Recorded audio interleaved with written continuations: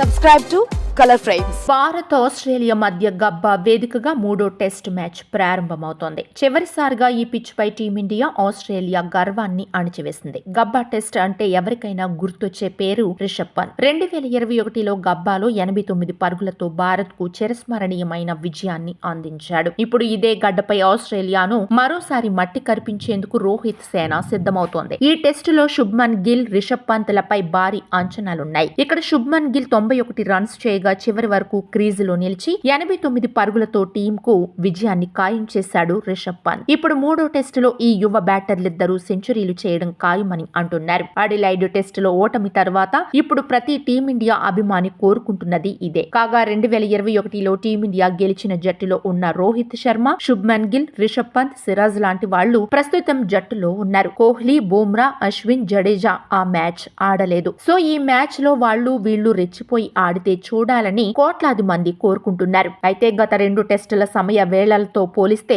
గబ్బాలో కొన్ని చేంజెస్ చేశారు. భారత కాలమానం ప్రకారం గబ్బా టెస్టు ఉదయం 5:50 ప్రారంభమవుతుంది. 5:20 ఇరు జట్ల కెప్టెన్లు టాస్ కోసం ఫీల్డ్ లోకి వస్తారు. ఇరు జట్ల మధ్య గత రికార్డులు పరిశీలిస్తే ఇప్పటి వరకు మొత్తం 109 టెస్ట్ మ్యాచ్లు ఆడాయి. ఇందులో భారత్ 33 మ్యాచ్లు, ఆస్ట్రేలియా 46 మ్యాచ్లు గెలిచాయి. ఈ కాలంలో 29 మ్యాచ్లు డ్రాగా ముగియగా ఒక మ్యాచ్ టై అయింది. సో ఇక్కడ ఆస్ట్రేలియాదే పై చేయి కనిపిస్తోంది. కానీ గబ్బాలో భారత్ నమోదు చేసిన చారిత్రాత్మక విజయంతో ఆస్ట్రేలియా ఎక్కడో ఒత్తిడిలో పడింది. మరోవైపు team India Adelaide day and night match లో 10 వికెట్లతో ఓడిపోయి ఒత్తిడిలో పడింది. దీంతో గబ్బాలో ఇరు జట్లకు అసలు సిసలు సవాలు ఎదురుకానుంది. ముఖ్యంగా WTC ఫైనల్ చేరాలంటే మిగిలిన 3 టెస్టులు గెలవాల్సిన ఒత్తిడిలో ఉన్న రోహిత్ ఖచ్చితంగా బలంగా పునరాగమం చేయాల్సి ఉంది. వీడియో మీకు నచ్చినట్లయితే ప్లీజ్ లైక్ చేయండి, షేర్ చేయండి, కామెంట్ చేయండి.